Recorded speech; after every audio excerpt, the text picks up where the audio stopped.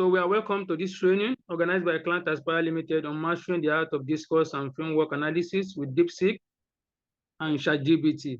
If you have not subscribed on our YouTube channel, let's kindly subscribe so that we can get our update on our training. And also, we can also get information when we post anything on our community page on the YouTube. At Client Aspire Limited, we offer some services. Part of the service we offer research services which involve thesis and research paper writing training. Just like the one we are having today is a training that will empower you, that will give you the ability to be able to write a quality research paper and also assist you if you are working on maybe a master thesis or PhD dissertation. Also, we also offer research paper consultancy. If you have any challenge as regards your research paper, we can assist you on that. Also, we also carry out data analysis, thesis formatting and editing, questionnaire design and data collection. Wherever you are in any part of the world, we can assist you to collect your data. And also, if let's assume you have written your manuscript, but you believe that this manuscript will not be able to scale through in maybe Scopus or SSCI journal, we can assist you to upgrade the quality. Also, we can also assist you when you're having any presentation in terms of PowerPoint design, plagiarism check. And we can equally assist in terms of publication advisory. Where do you need to submit your paper where you can get faster return as far as Scopus and Web of Science papers are concerned. And then for some of our clients that are interested in studying in public universities in Malaysia, Client Aspire Limited has already signed a lot of memorandum of understanding with some of their top-ranked public universities. So we can assist you in achieving your aspiration when it comes to running a degree program, MSc and PhD and professional programs in Malaysia. And it is cost-effective. It's not that expensive. If you can afford private university in any African country, you can afford a degree, master's or PhD programs in Malaysia. And their program is highly flexible and IT compliant. After this training, we'll be having another training, which is unlocking the power of PLSM, which is a paid training. As you all know, sometimes we organize some free training, which is part of our corporate social responsibility as company. But also, we also have some paid training. This training is a training on unlocking the power of PLSM. How do you use social equation modeling in writing a quality papers, or either you are a PhD student or master student that you are using social equation modeling. This training will empower you, and it's a 4-day training. The day 1 is on theoretical foundation and use of AI, model specification. Day 2, measurement model assessment. Day 3, structural model assessment. And day 4, multi-group analysis. This training is charged at 50,000 naira or $50. However, for those that are students and they have evidence of their studentship, they will have a 50% rebate on the fee for those that are students. So if you are interested in the training, the registration link is there. You can scan, you make payment. Also, the payment details is on the flyer. As I said, if you have not subscribed on our YouTube channel, let's kindly subscribe to get more updates. Today's training will be anchored by Dr. Lukman Rahim, which will be the second part of the training. Dr. Lukman Rahim is an accomplished entrepreneurship educator, researcher, and business consultant with extensive academic and industrial experience. He held a PhD in entrepreneurship and corporate social responsibility from Leicester Business School, De Montfort University, UK, along with multiple master's degree in economics, industrial relations, law, and PhD in business education. Currently, he's an assistant professor of entrepreneurship and business at University Brunei Darussalam, UBD, where he leads curriculum development and industry engagement as program coordinator for business administration and entrepreneurship. Previously, he held leadership role at the American University of Nigeria, AUN, including chair of entrepreneurship and deputy director of AUN Center for Entrepreneurship. With over 15 years of teaching experience, Dr. Lukman Rahimi has designed and delivered courses in social entrepreneurship, research method, and entrepreneurship leadership, with research spanning over 91 publication index in Scopus, ABDC, and Google Scholar. And up to date, he has gained over 3,212 citations. If you remember, during our last training, he had 3,094 citations. So between that training and this, he's having about more than almost 150 citations in addition. And in 2025, he has published about 13 Scopus Index paper, including a book chapter with Springer. Dr. Raimi expertise in entrepreneurship, education, research, and entrepreneurship, making him a valuable facilitator for this webinar. So kindly join me in welcoming Dr. Lukman Raimi as he takes us through the training. Prof, you are welcome, sir. The floor is yours, sir. Okay. Hello, everyone. I will stop sharing right away. So, hello, everyone. You're all welcome to this important webinar. Can you hear me clearly? Yes, sir. Yes, yes, sir. Prof.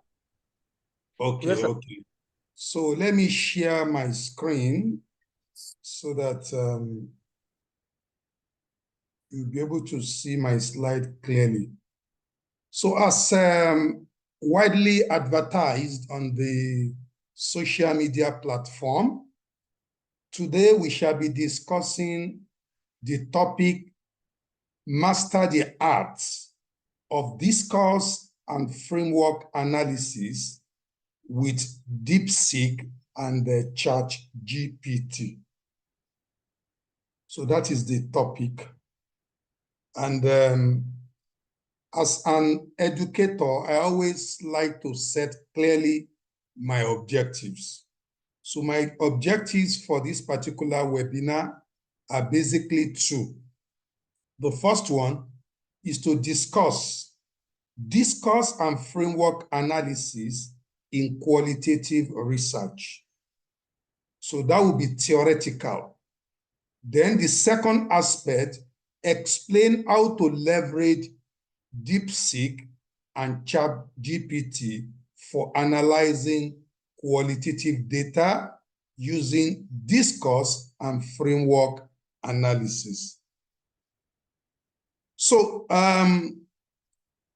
as a form of introduction, whenever you hear the word discourse analysis and framework analysis, they are simply two analytical techniques in qualitative research. By qualitative research, we mean research that does not involve gathering data with questionnaire. You rather, conduct interview, you carry out focus group interaction, or you observe what is going on in the environment, or you pretend to be part of a group of people and you try to relate with them to understand what they are doing without necessarily revealing who you are, in order to get the correct information about those people. So we call that ethnography. So all this, when you gather the data, the way you analyze them is different from the way you analyze your questionnaire. You can't use SPSS. You can't use eView. You can't use Tata for analyzing ethnography, observation, because these are experience. These are qualitative insights.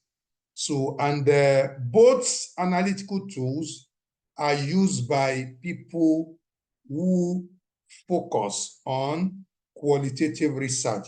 We may call them interpretivists, we may call them phenomenologists, and we may call them constructivists. So how they analyze their data is what is called discourse analysis and framework analysis. And both are essentially used for data analysis and interpretation, not for data gathering, no. Data gathering is using survey techniques like interview, ethnography, focus group, observation. But when it comes to analyzing what you have gathered, then you talk about discourse analysis and framework analysis. Specifically, discourse analysis as a rich tradition in the qualitative school delves into the way language, words are used, to construct social realities. A very good example is Trump is a very strong president who wants to lead the whole world. So recently he came up with what we call tariffs. Tariffs has a clear definition in economics.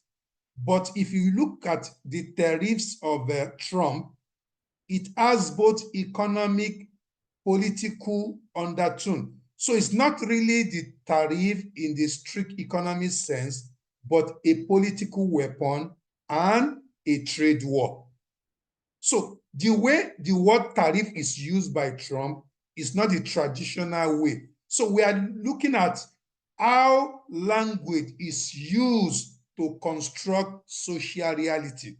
All the countries with very high tariff percentage will be forced to go and negotiate with Trump. Please, sir, 39% is too high. Help us reduce it to 25%. That is exactly what Trump wants to do. So it shows that the language of tariff is used to construct a reality. And that reality is what is called political weapon, political domination, and also to create new allies for America.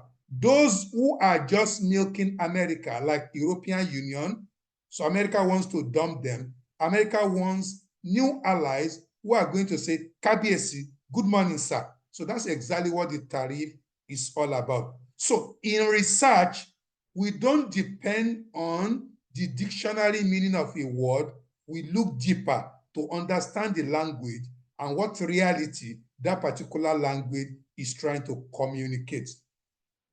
Framework analysis, on the other hand, provide a structured, systematic method for managing and analyzing qualitative data. What that means is that instead of just analyzing your data using the rule of thumb or using your own viewpoint or your own biases, you rather use what is called framework. Framework, I'm going to define later on. They are established, instruments in management, in sociology, in humanity for explaining things. A very good example is if I want to explain the economic policy of Trump, if I don't want to be biased, I will now say I want to explain the economic policy of Trump using good, bad, and the ugly. It's a framework. So not everything that Trump is doing, is bad. Some are good, some are bad, some are ugly. So things like that, we call them framework. Or I want to use SWOT analysis, strength, weaknesses, opportunity, threat, to analyze my interview, to analyze the information I gather from an article. So when you do that, we call that framework analysis. So it makes your analysis acceptable. So discourse analysis and framework analysis are very, very useful for researchers, for lecturers, for students, for PhD students, for undergraduates in their articles, for books, chapters, and other intellectual writings that require rigor.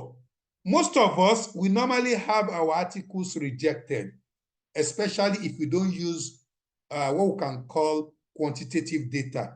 The reason is that we have written an article using qualitative tradition that is not rigorous. So if you now use discourse analysis as your methodology or analytical technique, or you use framework analysis, it will make your writing very rigorous, very scientific, very methodical, and of course, will really entice reviewers and editors. So having taken you through the introduction, what then is discourse analysis? The word discourse analysis examines how language is used in text. If you write an article or a newspaper, publication, the way the language is it used in a manner that is ironic? Is it used in a manner that is empathetic? Is it used in a manner that casts, aspersion at leaders? So all these are what we study in discourse analysis, and also the context of that particular write-up. and it is used to explore construction of meaning. I use tariff of Trump as an example.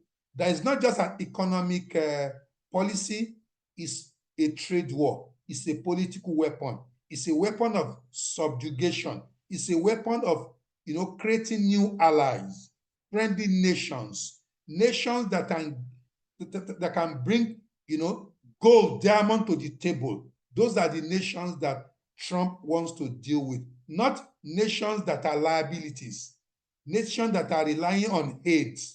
He wants assets. He wants people who will bring gold to the table, not those who will come to America begging. So the way you construct meaning out of text, out of your communication, out of your language, in your social, economic, and political interaction is what is called discourse analysis. So it is utilized in disciplines such as sociology, linguistics, psychology, and media study as an analytical lens to uncover implicit meaning, meaning that are hidden, biases, and power dynamics embedded in the communication and language. So I use the example of President Trump, analyzing Trump's speech, on recent tariffs revealed they were not purely economic or trade policies, but political weapon in a trade. For those who are not really sound in discourse analysis, if they read the speech of President Trump, what comes to their mind is, oh, it's economic policy because tariff or trade policies. But economy said it is not economic policy per se, although it carries the name tariff. But looking at the economy of US, bringing tariff at this point in time, it is counterproductive. So it's not really economic policy or trade policy, but rather a political weapon in a trade war to redefine the political, economic physiognomy of the world. You can see that 180 countries have been, given a red light regarding tariffs. So those nations, their president will now schedule time to visit Emperor Trump to renegotiate, and okay, it's starting now, okay, we are going to remove 19. Go in peace, my son. That's exactly the language of Trump in that particular broadcast. So as a researcher, you must go beyond the meaning that media is publishing. You read between lines and you interpret and construct meaning out of text, out of communication, out of language, out of article. That is what discourse analysis is all about.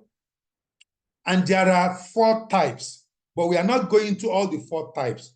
The one we are using today is one that is relevant to those of us in management, social sciences, among others.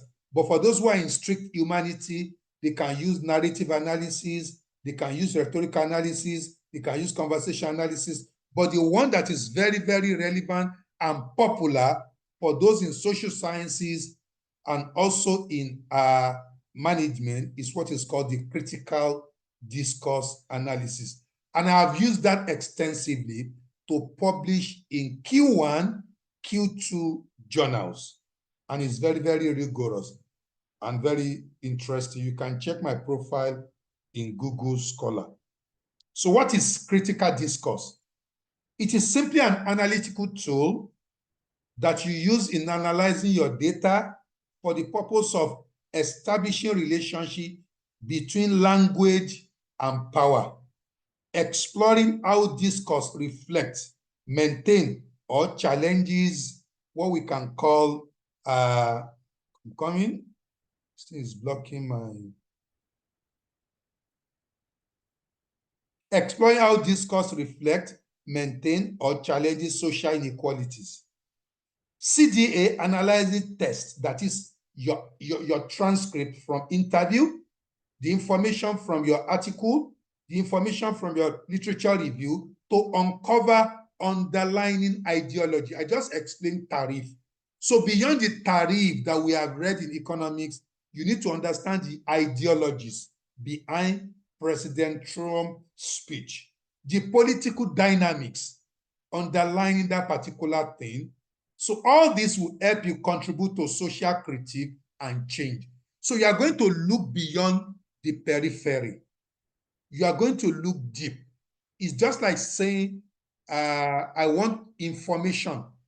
So people who are researchers will tell you that I want to get the information not from the horse's mouth, but from the horse's belly. I'm going deep. I'm going beyond the peripheral explanation. I'm going to use a critical discourse to look at the economic implication, social implication, political implication, cultural implication, feminine implication. Is this policy favoring men as opposed to women? Is this particular policy what we can call North-centric, global North-centric, or global South-centric? So all these are what we use critical discourse analysis for, to gather, streamline our data so that we have a very interesting report. So let's move on. So for discourse analysis, what are the steps? There are 4 steps. The first one is data collection through your interview, your focus group, your ethnography, your observation. Oh, I want to observe how many trailers, how many trailers pass through Lagos-Ibadan Expressway within 1 hour. So that is observation. I'll go there to observe 1, 2, and I'll gather my facts. Or I want to understand the impact of Tinubu's economic policy on Nigerians. I conduct opinion poll or interview. So whatever I gather from the field is what is called data collection. Or I do a literature review. All the information that I've gathered from my literature review, I now gather everything, is still data collection. I can use critical discourse to analyze them. The second one is data examination, reviewing the material to identify patterns. Oh, I've gathered the information. I want to look at patterns. What are the patterns? A said this, B said this, and so on and so forth. While doing that particular pattern, I need to have something at the back of my mind to be able to review it. So, and that is what we call pattern, the themes, the code, or the structure in the language. Is it political? Is it economic? Is it social? Is it feminine? So all these are languages of critical discourse. Then, contextual analysis. We are going to consider what I just said, the social implication, economic implication, ideological implication. So these are the things you use in discourse analysis. When you gather your data and the data is so much, so to streamline it, try to understand the social factors or implication or context, the political factor, ideological factor, cultural factor. If you are looking at issue of religion also in Nigeria, add religion also. And if you're also looking at historical, why is it that Igbos and Yorubas are always, at loggerhead when it comes to governance? Why is it that Hausa is comfortable to hand over power to Yoruba, and Yoruba is also comfortable to support the Hausas, thereby de-enfranchising Igbos from having access to the corridor of power? It is historical. It is historical. If you gather data on your interview, you now say, oh, it's historical, oh, because of civil war, oh, because of rivalry between Awolowo and Ojukwu, that is historical. It could also be cultural. It could also be ideological, All these are what we call the contextual analysis. At the end of that contextual analysis, you are doing the interpretation. Socially, what are your findings? Economically, what are your findings? Politically, what are your findings? Ideologically, what are your findings? Cultural, what are your findings? Historically, what are your findings? That is what is called interpretation.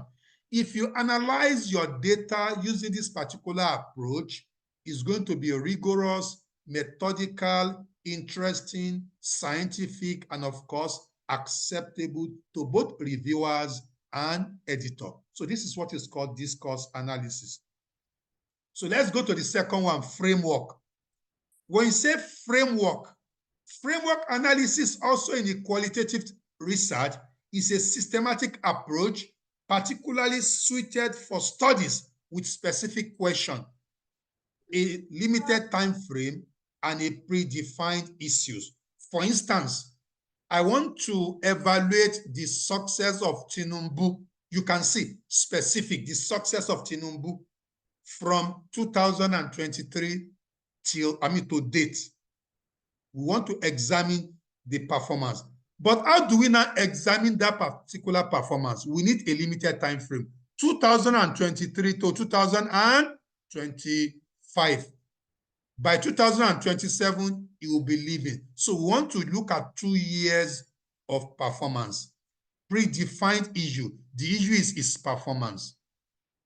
So framework is what we can use. We can use what is called SWOT analysis. We can use pest analysis. We can use pestle analysis. We can use the good, bad, and the ugly. All these nomenclatures or acronyms, they are called framework. So framework analysis offer a clear structure for managing, analyzing large qualitative data set without losing context. If you want to evaluate the performance of Tinubu, if you don't have a framework for evaluating him, strength, weaknesses, opportunities, and threats, then you're going to lose focus. Some may end up analyzing it based on his cap. Some may analyze it based on the way he talks, which is not scientific. So you need a framework which is established in research to really, analyze your data specifically.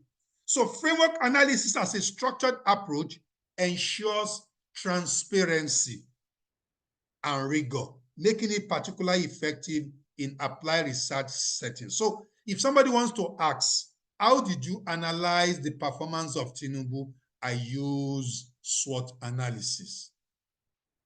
Oh, how did you analyze the performance of Dangote Refinery? I use viral analysis. Oh, how did you analyze the support federal government is giving Dangote Refinery? I use pestle analysis. Or how did you analyze the performance of SMEs in Nigeria? SMEs are not doing well. Oh, I use what we can call dynamic capability theory. That theory has a framework. Oh, I use institutional theory. Oh, I use resource-based theory. It's a framework, and that is why it's called resource-based view. We are looking at what we can call the resources and capability. The more resources you have, the more capability you have, the more competitive you will be in the entrepreneurial landscape. But in Nigeria, SMEs, our parents don't have resources, and also they don't have capability. So how do we expect them to perform? So it shows that using RBV as a framework helps me to be able to interpret my data about poor performance of SMEs in Nigeria. And this is transparent, and it's also rigorous, and it's going to make it acceptable, presentable in all climes. So what are the steps? Unlike discourse analysis, there are 5 steps in the use of what we call framework analysis. The first one is familiarization. Researchers must immerse themselves in the data you have collected about Tinubu, about Trump, whether it is interview, whether it's your jotting, whether it's your literature review, whether it is annual report of company. You must immerse yourself. The meaning of immerse, you read deep, you understand the content, the nitty-gritty of the note of the document to identify recurring themes. A said this, B also said the same thing in another way. So you are connecting recurring themes or pattern. This ensures a comprehensive understanding of this data set. Oh, this one said, Tinubu is doing well in talking. That's his strength. Tinubu is doing well, unlike Buhari. Buhari does not talk, but Tinubu will talk. And also when it comes to intervening in any national issue, Tinubu is always proactive. It's not that Buhari is wicked. No, he empathizes, but he's a gentle person. He doesn't speak more. So all these are patterns. Oh, these are patterns. On the weakness, Tinubu has traveled 6 times to France. So why is he traveling? He's not bringing foreign direct investment to Nigeria. So that is a negative. So all this, so many people said that. That's another pattern. Identify a thematic framework. So you need a thematic framework for running what you are doing, because this is a framework analysis, and you can use Viro, you can use SWOT, you can use framework also from theory. Based on the familiarization process, research develop a thematic framework by recognizing key issues, concept, and theme emerging from the data. So if you have done a thematic framework, it will allow you to be able to classify strengths, weaknesses, opportunity, threats, or political factor, economic factor, social factor, legal factor, technological factor, among others. Indexing. Thematic framework is systematically applied to the data by coding section according to the identified themes. This process allows for categorization of data in manageable category. Before ChatGPT, you are going to do this manually, and it's going to waste your time. 6 weeks, you are still doing it. 3 months, you are still doing it. Charting data is rearranged according to the thematic framework. The reason why this indexing and charting is important is because you listen to first interview, you understand, jot your point, listen to second interview, fourth interview, fifth, up to sixth. You start, it's repetitive, it's iterative for you to be able to index. But now with ChatGPT, it makes it very, very easy. Charting is very, very important, because this is where each theme is summarized. Oh, everything under SWOT, everything under weaknesses, everything under opportunities, everything under trend. And relevant data assets are placed into appropriate cell, facilitating what we can call a comparative analysis of A said this, B said this, E said this. And that is why in interview, you use few people. If somebody tells you, for my PhD thesis, I use 60 people for interview, that is nonsense. No, 60 persons is too much. Between 5, maximum 15 or 20 is okay for interview. But for questionnaire, you can go to any level based on your sample size and the responses. Then finally, mapping and interpretation. So this is where you connect the dots and you start writing your findings, you use table, you use graphics based on the framework you have used. Researcher analyze the chart to identify pattern, association, explanation within the data. This involves synthesizing. Strength may connect with opportunities. Opportunities may connect with the threat. Even the threat may connect with the strength. So this is where you bring in professionalism, analytical rigor, and also in-depth discussion. So that is why qualitative research is not for somebody who is not very good in writing. So when it comes to framework analysis, even though I've explained it, I want to summarize. Framework analysis is of 2 types: theory-based framework analysis and strategic tool framework analysis, which are things I've already explained. But because I want to give this particular slide to people to read after this particular conversation, I decided to shed more light. When you talk about theory-based framework analysis, you are talking about framework analysis that is built on theory, resource-based view, dynamic capability framework, stakeholders theory, framework analysis, institutional theory framework analysis. So all these are based on theory. You are able to analyze, categorize, explain your findings based on theory. And the beauty of this is that when you are talking about your findings, it is supported and embedded by theory. So which is going to give you opportunity to build a new theory out of your qualitative research, because in qualitative research, we don't test theory, we build theory. So that is why theoretical based framework is very, very good. You are going to claim novelty.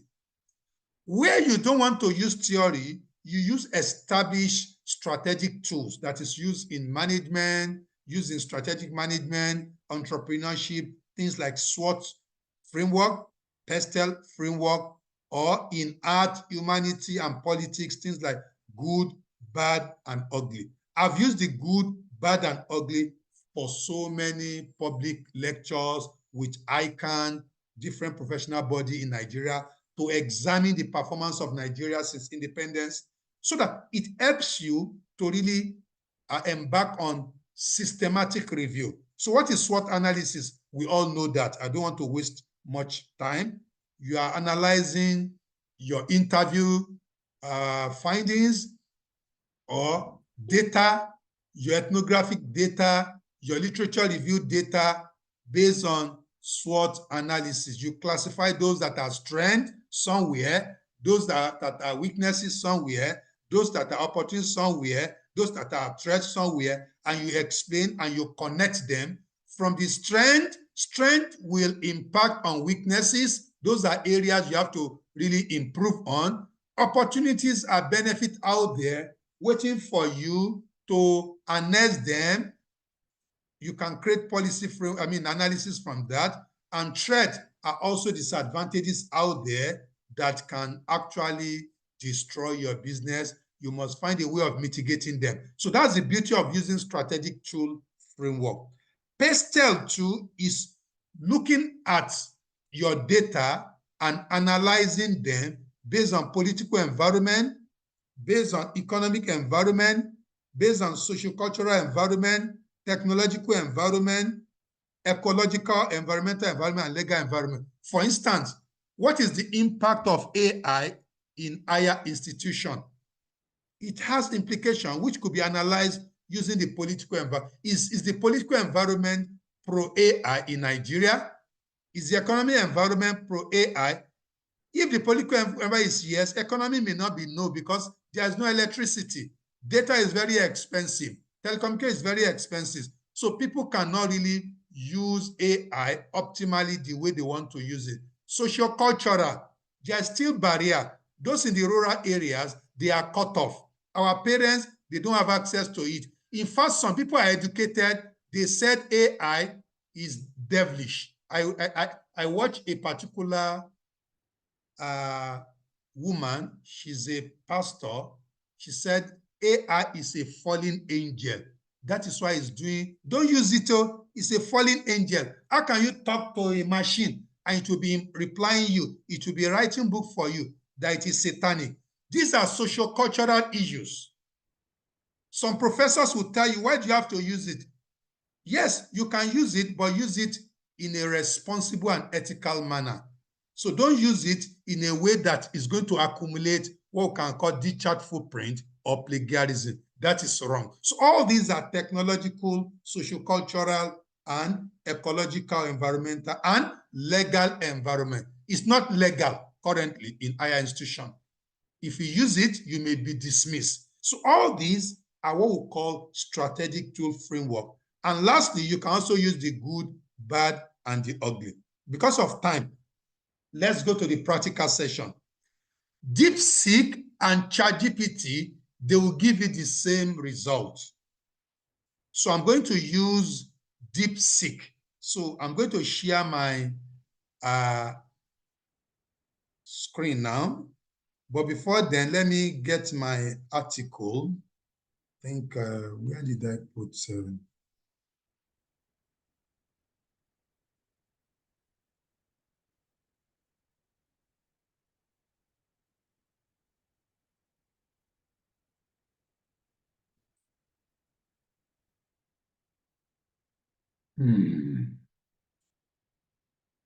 Okay, I think I've seen it. Okay. So let me share my screen. Beautiful. Look at this particular article.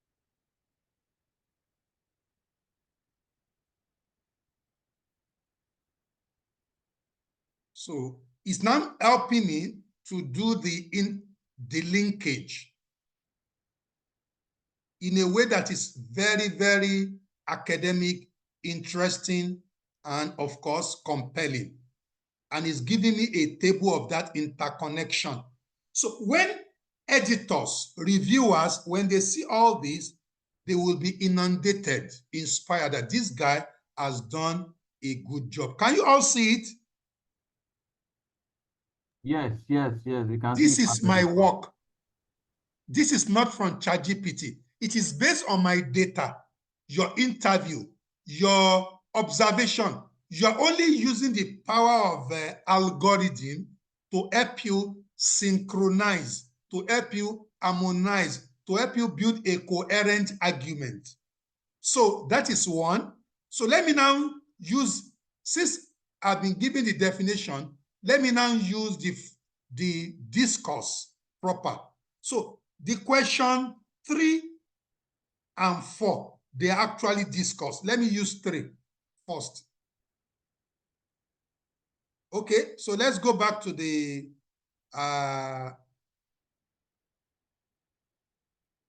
okay.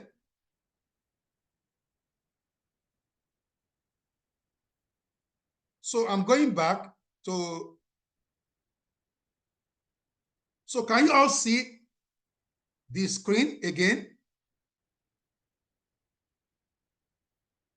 Yeah. Are you with me?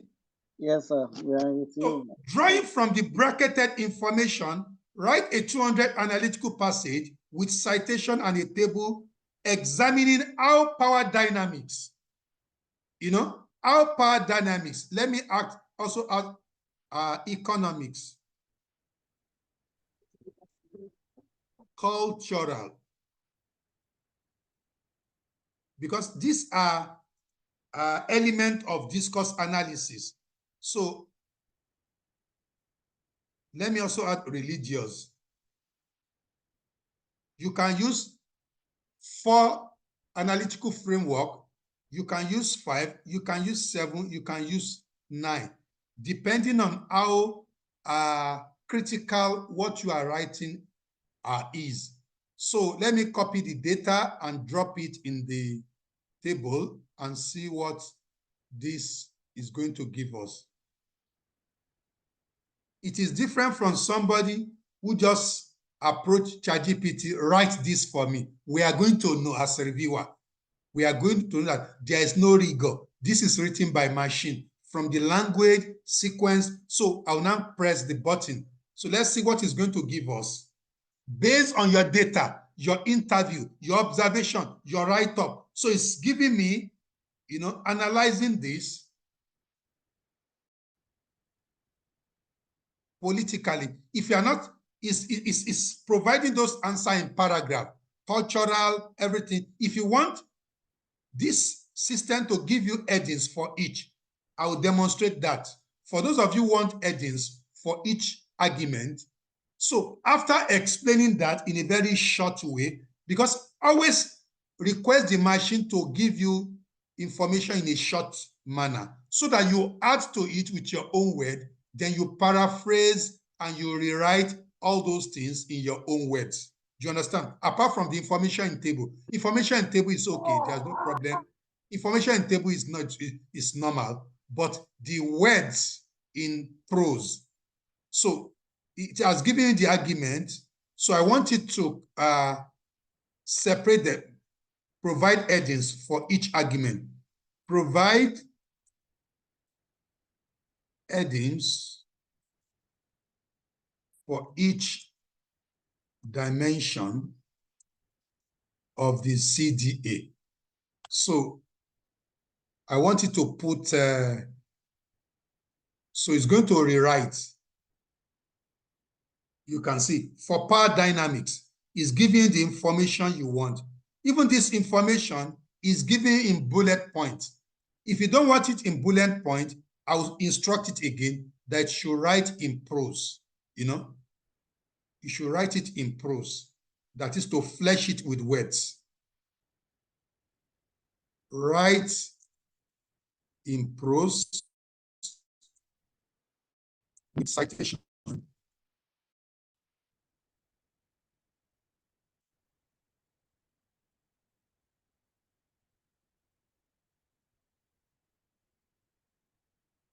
an in-depth discussion. So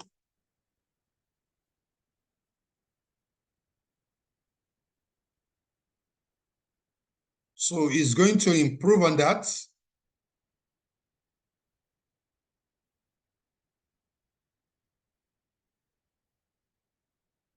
You can see power dynamics. Who control green transition? People are talking about green entrepreneurship, green this, green that. Based on my findings, I wanted to analyze it in terms of political implication, economic implication, so that if I start writing my report, it's going to look beautiful and very, very comprehensive. I also added religious dimension, The ideological, it's a battle between those who believe in climate change and those who don't believe in climate change. Some are pro, climate change. Some are anti-climate change. So that is all about that. So let me do the final one before we move to framework. So look at the last prompt. The last prompt is, based on the provided information above, I don't want to repeat it, based on the provided information, I want you to analyze it based on what we can call geopolitical divide. The north are the developed countries, the south are the developing countries, then add the ideology, then feminine, feminine to masculinity, dichotomy. So I want you to analyze it based on that. So that is the last one. Based on the provided information above, since it is in the memory of the system, craft a 200-word prose passage with citation and a table exploring power dynamics, economic benefit, global north versus global south, ideology, feminine and masculine dichotomy, and the social structure, how they shape entrepreneurship impact, blah, blah, blah. So let's see what is going to provide.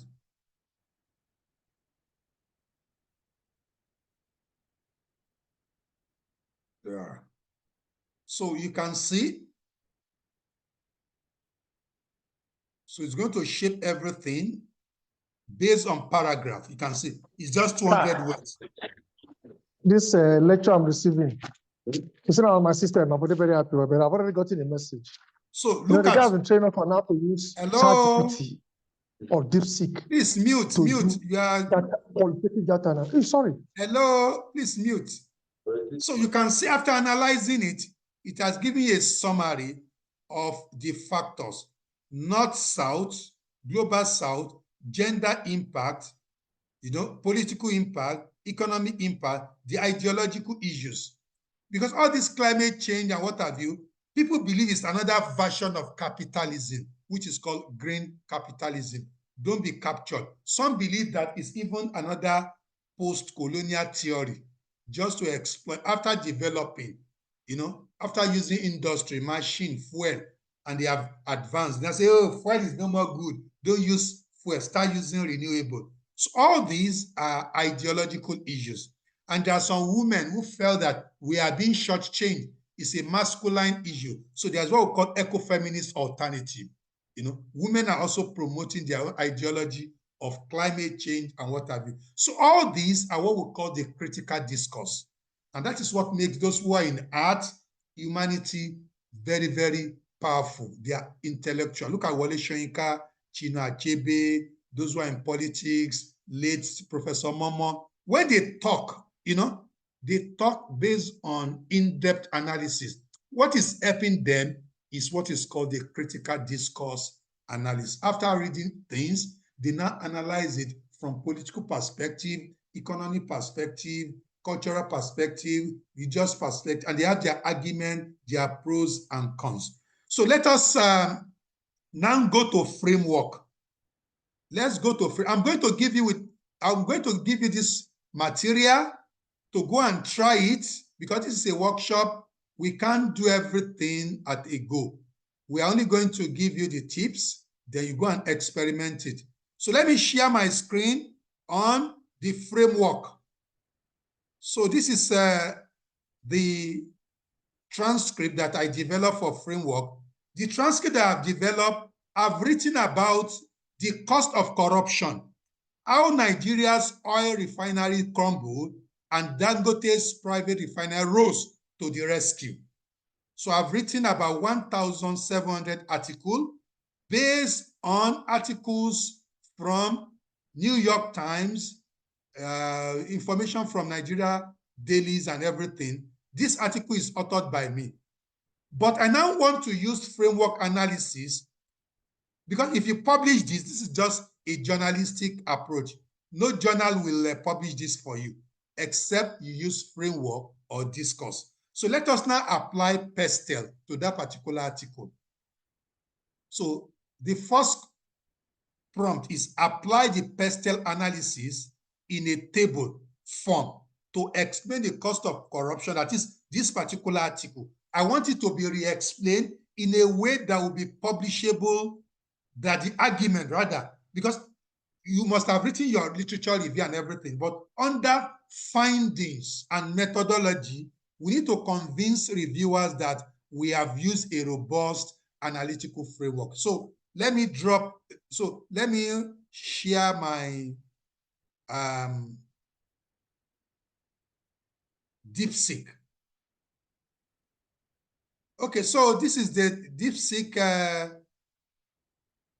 Can you see the interface? Let me open another one or scroll up.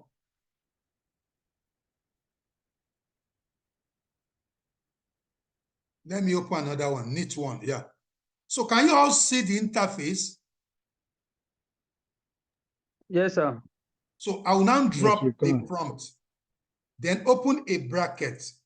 Then I'll go back to my article, which is the data I collected. The data is on cost of corruption, how we mess up our own refinery, and then we approve private refinery, and the private refinery is doing great, but the country as a nation is depending on a private entity. Is that not shameful? So I now want this ChatGPT to help me analyze it in terms of Pestel analysis in a table form to explain how the cost of corruption, is going to look at it from political angle, economic angle, socio-cultural, and what have you. So now click.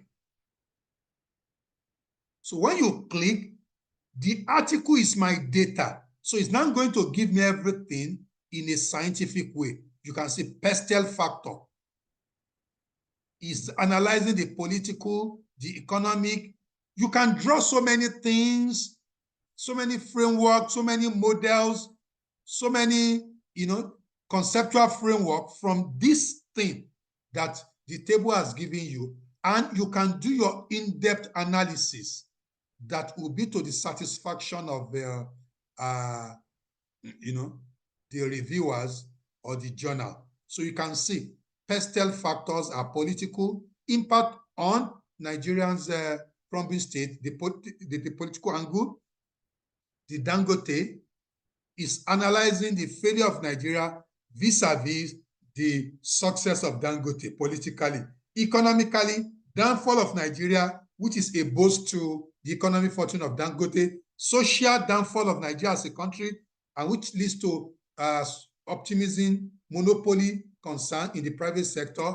And that is why it's going to give us how much it's going to sell, how many it's going to supply, and so on and so forth. So this is much more scientific than just, writing an article in newspaper without any rigor. The legal implication of what is happening. So this is the first one. The second one I want to take you through is the use of the same articles, but I want to use what is called the good, bad, and the ugly analytical framework. Yes, Dangote is producing. Yes, we have a private refinery, but is this something to be happy about? A private one is doing well, then the national one is not doing well. Please analyze the good, bad, and the ugly of this. I want ChatGPT to do that for me, which is what we call the framework analysis. So let me drop my data and ask the system to do that for me. In a table, And if you want it, both table and words is going to do it. But I always mention use table and less of words because of plagiarism and the digital footprint. So once you have the table and the little explanation, you can build on that based on your own expertise because you own the data, you own the information, you own all this. So it's going to be very, very easy for you to do the write-up to meet the expectation of, you can see. Based on this table, you can do so many things, even beyond this analytical framework. You can use different tools in AI to create a chart, to create so many things that will make your report very beautiful. You can see the category, the good for Nigeria, the good for Dangote, the ugly, the bad for Nigeria, the bad for Dangote, the ugly for Nigeria, the ugly for Dangote. So, and if you want more points on policy implication, you can even ask, even before doing your write-up. So what are the policy implications? For instance, what are the managerial and policy implications of the above? It's going to give you, you can ask to give you very limited, maybe in 300 words. In 300 words. So that you build on that argument into 700 with your own explanation. And that helps you to eliminate plagiarism and digital footprints. So it's going to give me. So the beauty of all this, you can see the managerial implication. It's giving you the managerial implication, policy implication. So all this will help you to rewrite. I developed a framework called CREPT for my student. CREPT simply means the C is creativity. You must be a creative writer. When you use ChatGPT or AI, you must be creative in rewriting. That is creativity. The R is what is called responsively. You know, university wants you to be a responsible person. Don't be a cheater. Then the E is ethical. Be ethical. Then the P is professional. Before AI, some of us have been publishing. So we are still professional by our own right. We don't depend on what machine gives to us. We rewrite, we paraphrase, we reward, and we expand so that we own it 100% and we can defend it anywhere. So this is how to use DeepSeek or ChatGPT to conduct what we can call discourse analysis and framework analysis. So thank you for your rapt attention.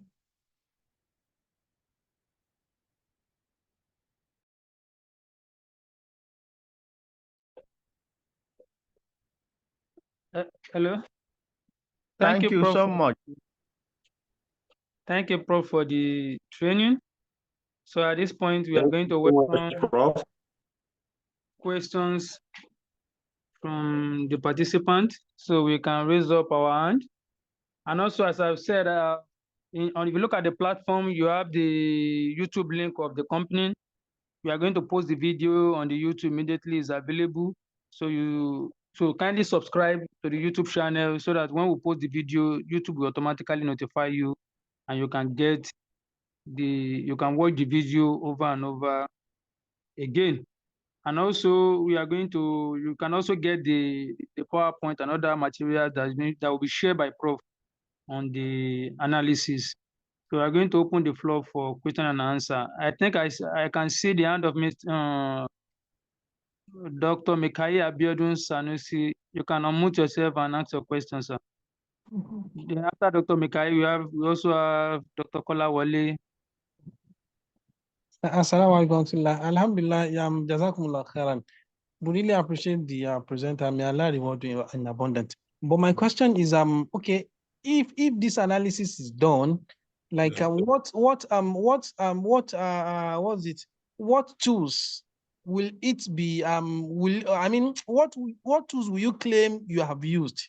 If you have claimed you have used ChatGPT, like is it now widely known that it is allowed in the academic world to use ChatGPT as a tool?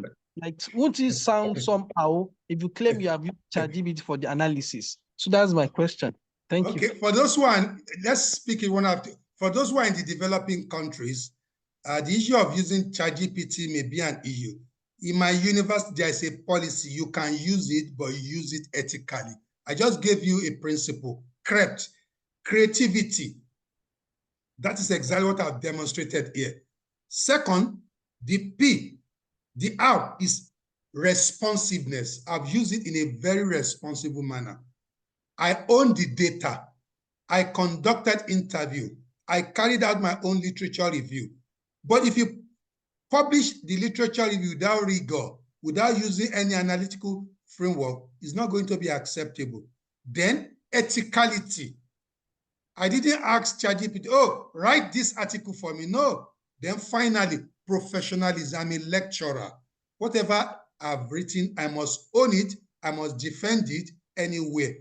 You know, today you use scientific calculator. All the calculation you do is not yours. SPSS, go and ask mathematician in the 60s, 50s, they calculated regression manually. But today we use SPSS. If you start again, not machine, it is machine. So what we have used is machine. You don't have to go, hey, I've used ChatGPT to do my critical discourse. In the methodology literature, there's what we call analytical tool, narrative analysis, critical discourse analysis. It is expected that you relate with your data and you conduct them. Do you understand? If you have money, what we have learned today, you can do them in Atlas, but you pay.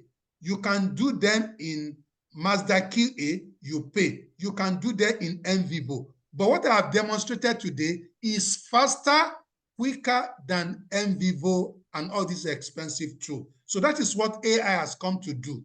It is called democratization of knowledge, access to tools.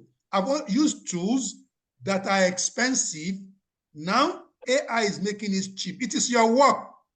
Just write that you have used CDA, you have used storytelling, you have used framework analysis. And that's why I always emphasize, collect only minimal write-up. Do your write-up yourself, but the table, the graphics can be done by any instrument, whether Mazda QA, whether AI, that is acceptable anywhere, any day. What is not acceptable is to write 6,000 articles using AI without your own input, without your own guide, without your own work, without your own data.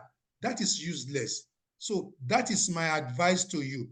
And for top publishers, whether Rootleg, whether Willis, whether Sage, you see it there at the time of submitting your articles that they allow you to use it, but you disclose. You use it to develop your framework. You use it to correct your grammar. Do you understand? Those are the minimal disclosure. What is unacceptable is using it to write it 100%. Do you understand? So what you are using is an enabler, a tool. Nobody will sacrifice you, kill you for using a tool.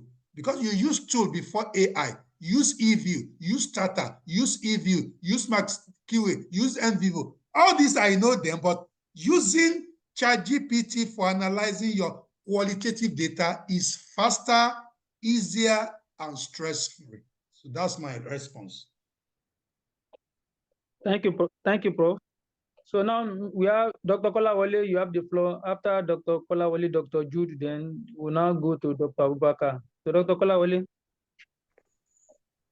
Thank you very much. I want to say I want to appreciate the effort of Mr. Presenter. Thank you very much, sir. But sir, I have one question. During your last class, so I practiced analyzing, though I've been analyzing with NVivo and MassQDA before. Yeah. So, but in ChatGPT, while uploading the transcripts, I mean the interviews, when like if you when you upload it, ChatGPT will say the file is too long. The file is too, like, there's a word limit in ChatGPT cannot process. Or let's say, for example, I have 10 transcripts or I have 5 interviews. ChatGPT will not be able to upload everything at once. How can we go about it while resolving a kind of ChatGPT say this is too long, is too that? How can we resolve that? Did you use a paid version of ChatGPT, a paid version? No, it's free version. So I have a paid version of ChatGPT, although I'm not more using it because DeepSeek is free. A paid version is more powerful. In fact, it can even merge document for you. If I want to merge PDF, 10 PDF, I'll just upload the instruct, merge, but I'm going to number it. Kolawole, Abubakar, merge it in this particular, it's going to do it for you. 10 document is going to merge. So the paid version is what you need for a robust analysis. So that is my response on that. Then another way of doing it is you can also have your transcript in Excel. For instance, all the maybe question 1, interviewee 1, interviewee 2, interviewee 3, interviewee 4. So you now copy only question 1 and all the responses of the interviewee. You first analyze question 1 before you go to another question. You can do that in both in the paid version and the free version. But if you are uploading your file to ChatGPT, then use the paid version. If you want quality, you pay. It's still cheaper than Mazda QDA. I bought Mazda QDA 2 years before ChatGPT. I know how much I paid. NVivo, all these are very, very expensive. So those who design AI, they want knowledge to be free. Do you understand? That's the essence. Even SPSS, people in Nigeria cannot afford it. But there's another free version of that. It's called PSPP. Most people don't know. There is Jamovi. Jamovi is even more robust than SPP, and it's free. But people don't know about it. But these are not AI. They've been around before AI. They do the work of SPSS and some other data analytical tools. But they were designed as what is called open source. For those who don't have money to buy, smart PLS, SPSS, you can use Jamovi and PSPP. So that's the essence. You are not flouting anything. You are not doing anything wrong. So don't be guilty using it, but be ethical, be professional. Once you are professional and ethical, nobody will see anything wrong in what you are doing. Thank you, Prof. So, Dr. Jude. Yeah, good morning, Prof. Morning. Good to see you. You are my connect on LinkedIn. Yeah. My question is this. I recently started using Grammarly to paraphrase. And I want to find out, is there anything really wrong using Grammarly for paraphrasing someone's work? Thank you. Beautiful. There's nothing wrong with Grammarly. Grammarly is good. But the problem we are having with some of these tools in recent times is that the so-called AI tool, they are much more robust than Grammarly, Ref and Write. Ref and Write has been around years before ChatGPT. Grammarly has been around before then, and some other word, building and fine-tuning tools. So when AI came, they also integrated AI to their own facility. Now, if you use Grammarly, in some institution, if they put your work in the so-called AI detector, it's going to say it's written by AI. So that is why even when you use Grammarly, you use any AI tool to paraphrase, I'll still advise that you humanize your writing. Still put it on your laptop, use your own pattern for some of those paragraphs, use your own words, paraphrase it in your own style, because if you look at machine language, there's repetition and there is sophistication. Do you know the reason why machine will say something is written by machine? Because the way machine writes flawlessly. So there's no magic other than they look at the sequence of that language, and machine makes use of certain language repeatedly, leveraging, facilitating. So because the machine is so sophisticated in English, it's going to use English in a flawless manner that people start doubting this is written by machine. But if you use your own pattern of writing, it's going to make it human. And when it is put into AI detector, or what is called Turnitin, you are going to be free of both plagiarism and AI writing. So that is my advice. I always rewrite my things, in a way that suit my style, my pattern. For you to know that I know my pattern, there was a time I was reading an article online written by a lecturer somewhere who mentioned the university. And I called my colleagues that this particular article looks like mine. There was no AI then. And I sent that paper out, awaiting publication, but no feedback from paragraph 1 to last paragraph. This is my style. But already published. And I copied that particular email. I emailed that particular person that this is my work. And that person is a lecturer in a university in Southeast. And the lady owned up that, please, I stumbled on this particular manuscript, with one of my colleagues, and I published it. My paper, 100%. There was no ChatGPT then, because I know my style. This is my style. So I accepted, because if I should pursue it further, I have the date I sent it out. I have the email of the person I sent it to. So I have the track record, the person who is going to be dismissed. So I'm only bringing up this particular argument for you to appreciate that I know my style, and my style is good for me, rather than using the style of machine. But machine enables me to think outside the box. Machine enables me to write coherently. Machine will be able to help me integrate complex theories, which I will now rewrite in my own words. Machine will make the work of 6 months, 6 weeks for me. So that is why I use machine. I hope that answers the question. Thank you, Prof. Yeah. Thank you, Prof. It's my pleasure, Doctor.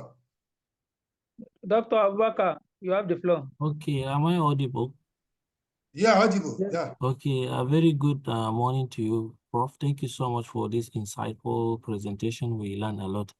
My questions are just two. One, when you were making the presentation, you mentioned that we can also use some softwares to generate charts and beautiful. Yeah. So can you help us to give us the names of those softwares, AI softwares for generating charts? Okay. Yeah, then the So that you know question, that some of us don't talk theory. Let me give you a very good one, and I'm going to demonstrate how it works. It's called Napkin AI. Wow. This is the interface. Napkin AI. Let me quickly show you the interface and drop something there, so that you see how it works. Okay. So, can you see it? Not yet. Yeah.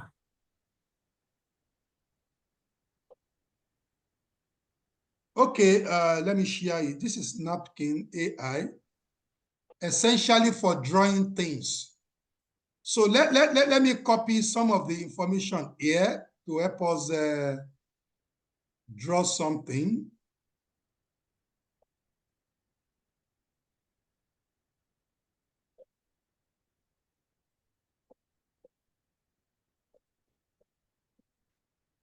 So I just want to try with this.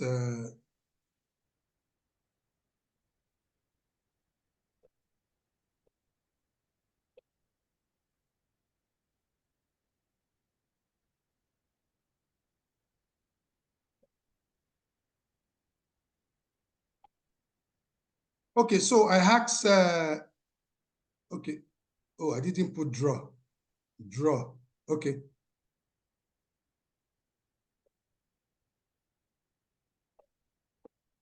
So let me just put draw.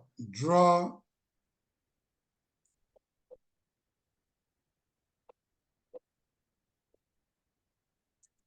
the analytical framework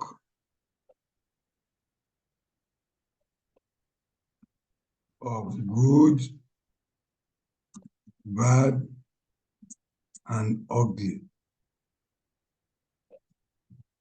So let me just drop some little information there, because we didn't plan for this. I just want you to see how some of these things work.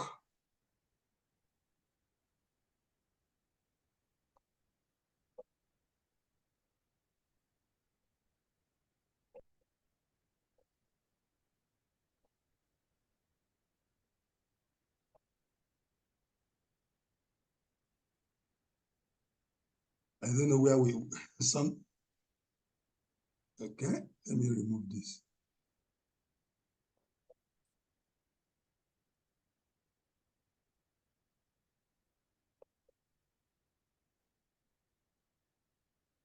Okay.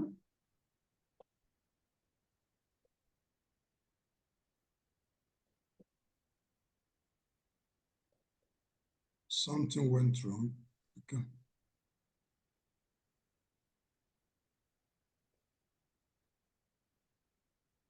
Okay.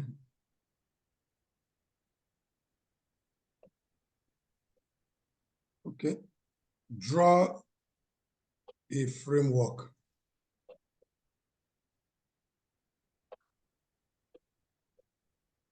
So this is going to give us you specify the framework you want, and it's going to help you to draw that. It's very good in drawing framework. Okay. So that is what napkin is good for. It's good for drawing framework. But you need to specify precisely what you want it to draw. So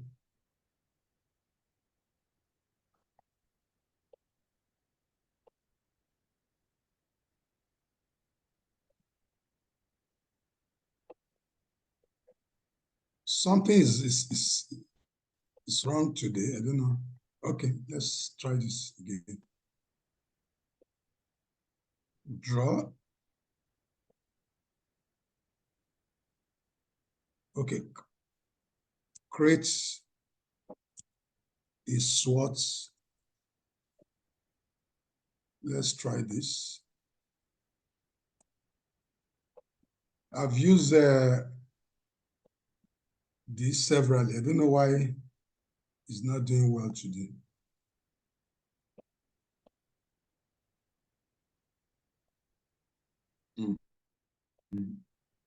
So, but just try it after the, yeah. However, Okay. even the DeepSeek can also do framework for you, can draw it for you. Okay. So most of my graphics, I do them personally using PowerPoint, but they can do it for you. Okay. Okay. Thank you so much. Yeah, Then the last question is regarding humanization. I heard that there are some apps that can humanize our writings. So have you ever used them, and what is your suggestion? Yeah, there are AI that can actually humanize. The problem I have with some of those things is that people want to do everything free. Try to be involved. If you ask AI to write for you, and again, you don't want to paraphrase on your own, you now give it to another AI to humanize. Yes, you may get published, but you'll be embarrassed that you don't know the content, the import of what you have written. We have seen people defending PhD theses. They were struggling. Why? Because it's not written by them. It's either written by a machine or someone else has actually helped them in writing it. So if you continue to use machine for everything, then where is the intellectualism? Where is the rigor? Where is your own input? You know, we pride ourselves as intellectuals, you know, and that is what people call robotization. We become robots. Shoyinka, Chinua Achebe, they wrote their books 100% original. And that is why they got credit. But if you just ask ChatGPT, write things fall apart for me, it's going to write another version for you. But are you really the author? Can you really call yourself an intellectual? Can you really, you know, stand before Nigerians, maybe with Sheung or Channels TV, and then defend what you have written? So I want to advocate that we should use ChatGPT like a calculator without losing the knowledge of mathematics, without losing the knowledge of accounting principles.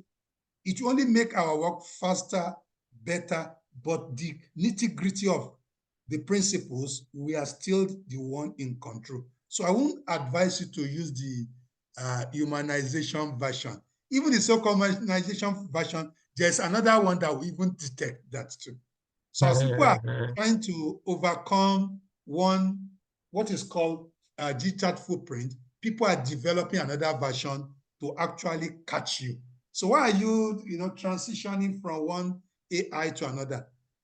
I've seen more than 20 versions of ChatGPT. I actually stick with ChatGPT and now DeepSeek because they are not writing my work.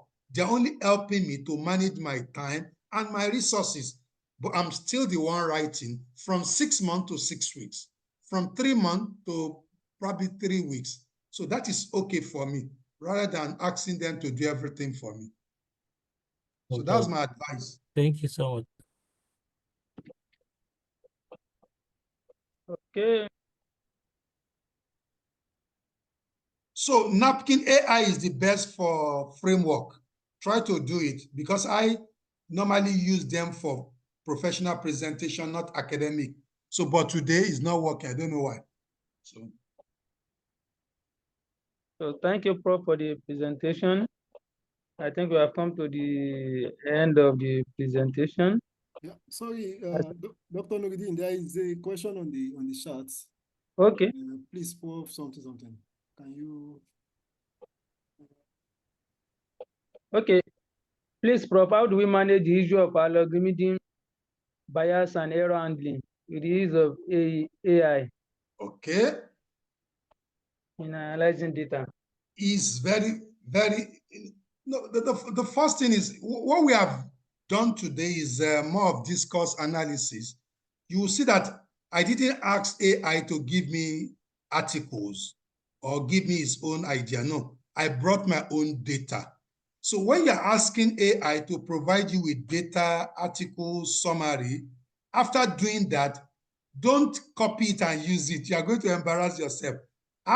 Provide the reference with DOI.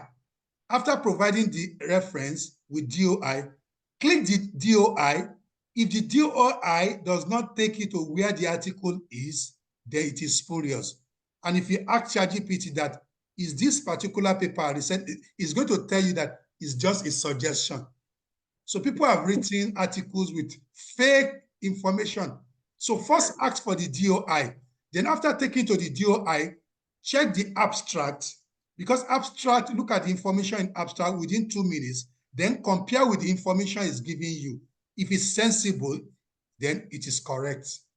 Do you understand? At times, it's going to tell you Abdurauf 2024. Abdurauf, maybe why, if you click on that particular link, the paper does not exist, and you are citing it, and you are quoting it, and you think you have written something good. No, that is rubbish.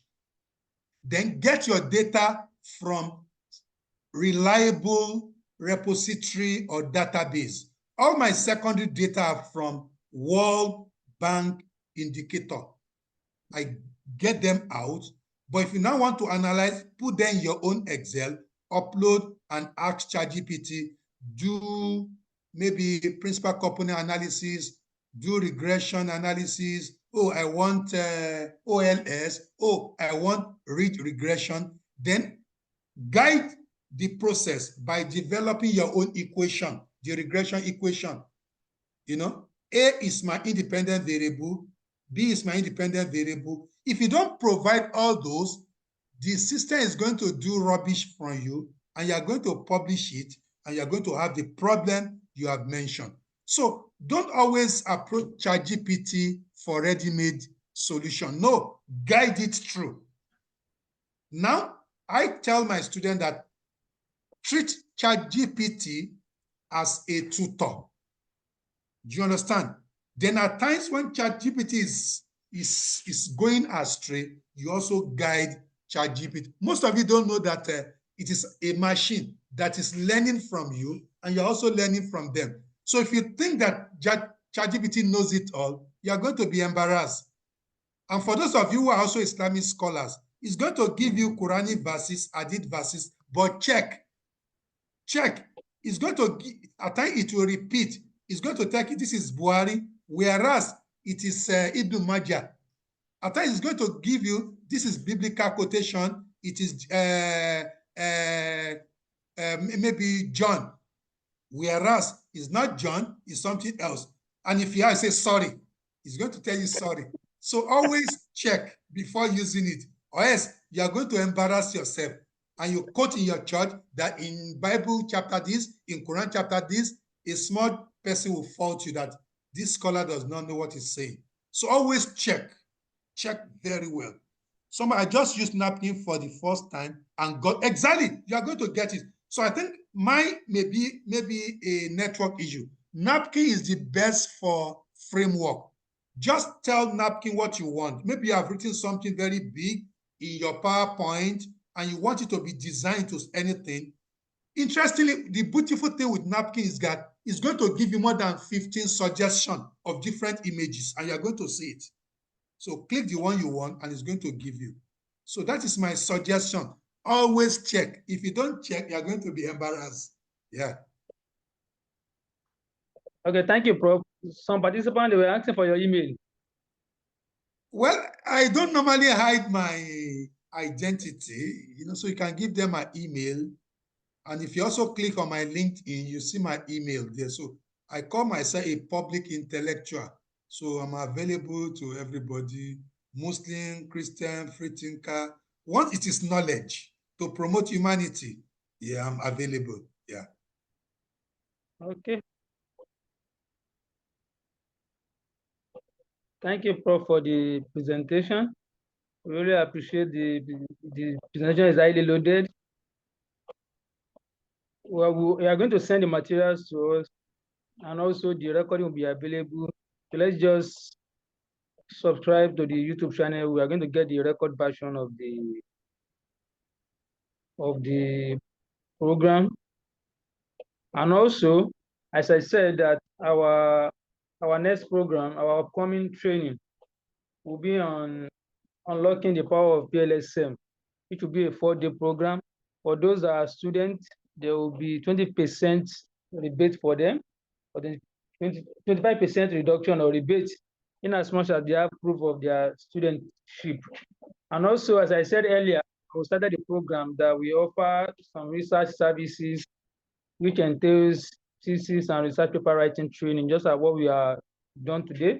And then we have research paper consultancy, data analysis, thesis formatting and editing. We can also help you design your questionnaire and assist you to collect your data with our smart team in any part of the world. Also, we can also help you in upgrading and editing your research papers, or maybe your paper is rejected from maybe any top journals, and you want, or maybe your paper is accepted with major correction, so you want us to assist you with the correction. We can do that for you. PowerPoint design, plagiarism check, and publication advisor. In that case, maybe your paper is ready, but you need somebody to guide you on which journal can you publish this paper, that can accept your paper and then give you the opportunity and publish your paper as fast as possible, either as a closed access or open access. And also for some of our clients that might be interested in schooling in Malaysia, as we have said, Malaysian universities, they are very superb with a lot of facility. Malaysia is a very multicultural society where we have three local tribes, the Chinese, the Indian, and then the Malay themselves, and they all practice their religion freely.